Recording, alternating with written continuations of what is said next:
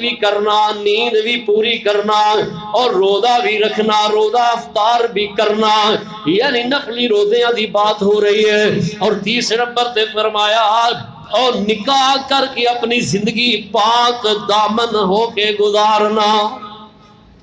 آپ فرماتے نے میری سنت فمن راغب عن سنتی فلیس منی، جس شخص نے میری سنت منہ موڑ لیا، عمل نہ کیتا، اعراض کر لیا، آپ فرماندے نے فلیس منی، او دا میرے نال کوئی بھی تعلق نہیں۔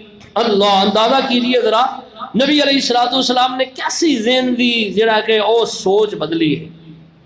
صحابیاں نے انہاں دا جڑا نا ذہن کوئی برا نہیں اگر دیکھا جائے۔ ایک صحابی کہنے لگے میں ساری رات اللہ اللہ کراں گا، سواں گا نہیں۔ دوجا صحابی کہنے لگا میں دن